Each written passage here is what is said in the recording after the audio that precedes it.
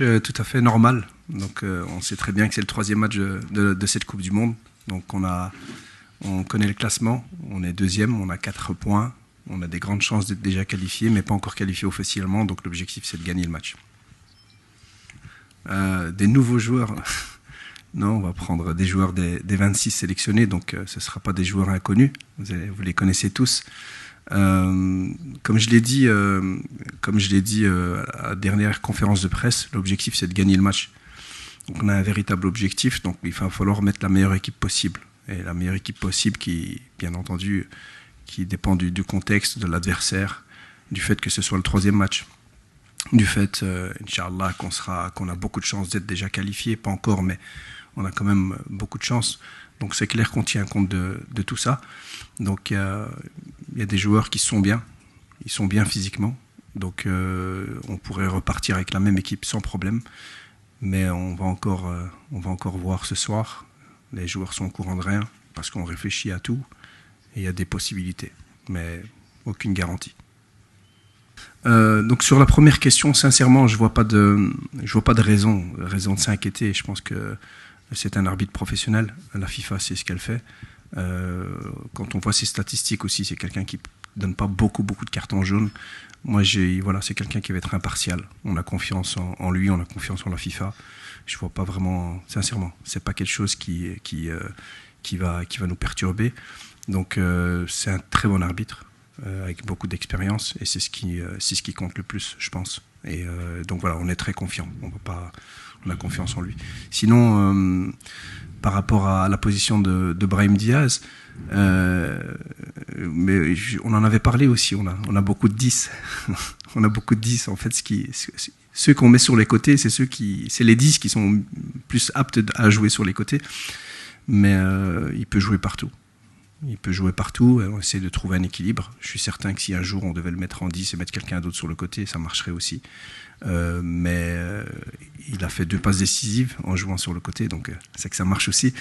Donc non, après, on le voit beaucoup dans l'axe aussi quand on est dans l'animation, donc il n'est pas forcément collé à sa ligne. Mais c'est une question pertinente parce qu'il a des capacités de le faire. Et nous, on essaie de toujours trouver un équilibre.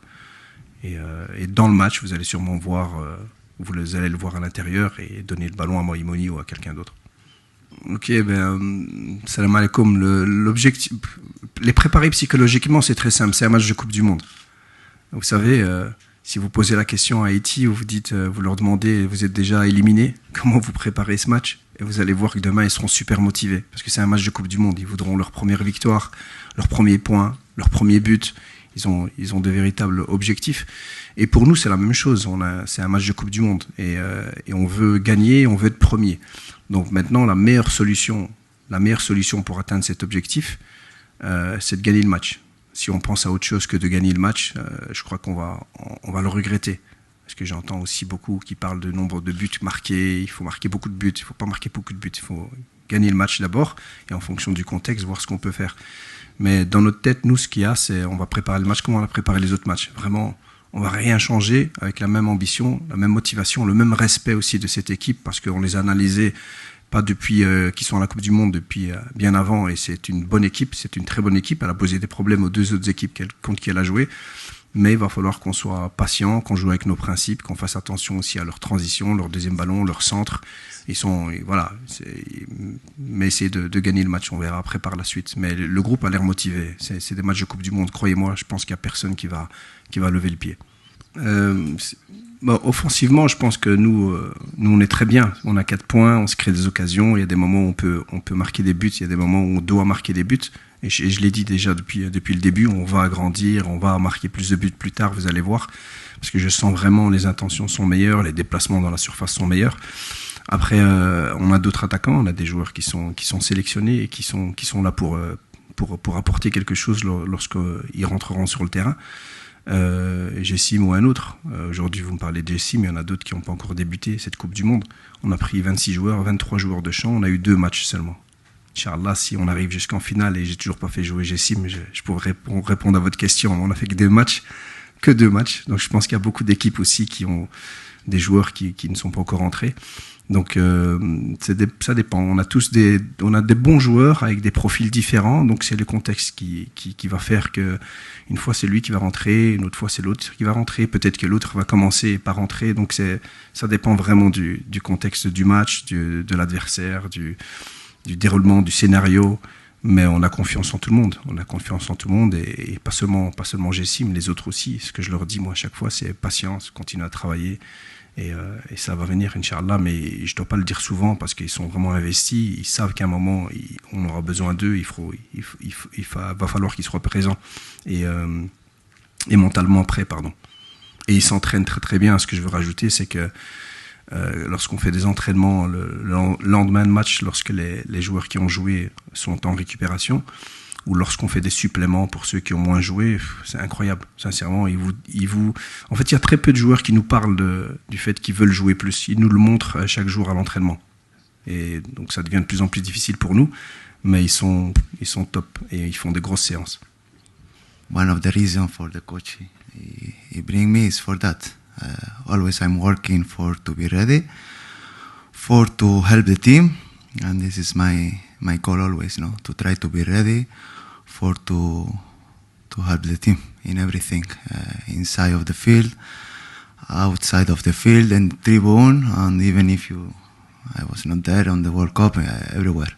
Always I will be behind the national team of Morocco, so this is my goal always. Salam alaikum. Je dois répondre à 2 problèmes alors. Non, par rapport aux 2 matchs, je l'avais dit, le premier match il était très intense, comme le deuxième, mais c'était le premier match. Donc les joueurs, après 60 minutes, j'ai fait des changements parce que je sentais que les joueurs pouvaient plus faire le pressing qu'on demandait. Ça n'a rien à voir avec l'individualisme, avec être bon avec le ballon. C'est vraiment au niveau du pressing qui est importante, et des courses et de la profondeur. Et contre le Brésil, on avait besoin de plus de courses dans la profondeur. Et dans le deuxième match, je les sentais bien, les joueurs étaient bien. Ceux que j'ai changés tard, comme vous le dites, ils étaient très bien. Et c'est vrai qu'au moment où ils ont commencé à fatiguer, on les a changés, parce qu'on leur demande beaucoup aussi. Mais le but aussi, c'est qu'ils sont capables de faire ça plus longtemps aussi, qu'à minimum 80 minutes. Et on a vu que sur le deuxième match, ils étaient beaucoup plus intenses, ils ont couru plus. Ce qu'il faut savoir aussi, c'est que ces joueurs ont couru plus, à plus haute intensité.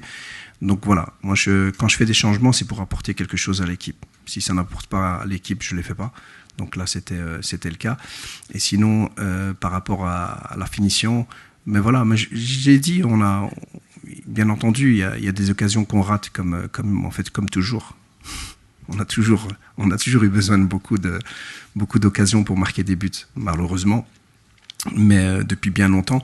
Mais on travaille sur ça, et mentalement, et surtout on s'alarme pas, on reste tranquille, on voit les intentions à l'entraînement, on voit les intentions en match, on voit que les joueurs aussi ont envie de mieux faire, donc on va progresser à ce niveau-là. Moi, je pense pas que ce soit un problème.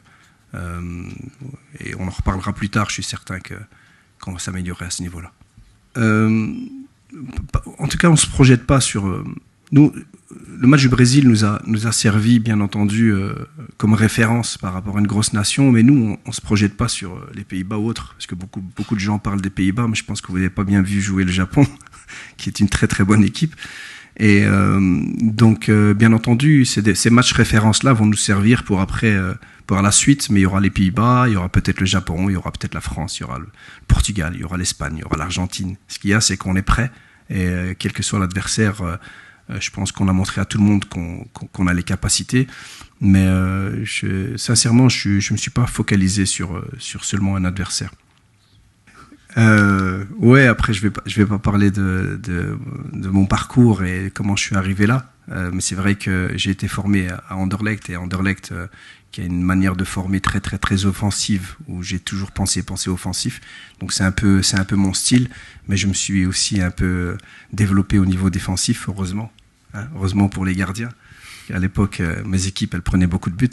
Donc voilà, après, je connais très bien aussi le football hollandais, parce qu'on a souvent joué, et j'ai travaillé avec beaucoup de Hollandais, et j'ai beaucoup joué contre les académies du PSV, de l'Ajax, Feyenoord, AZ, toutes les équipes.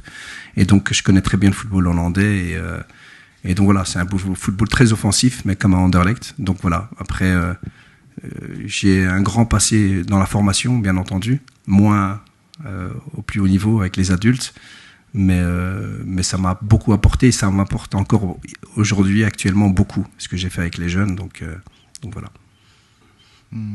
Sí, bueno.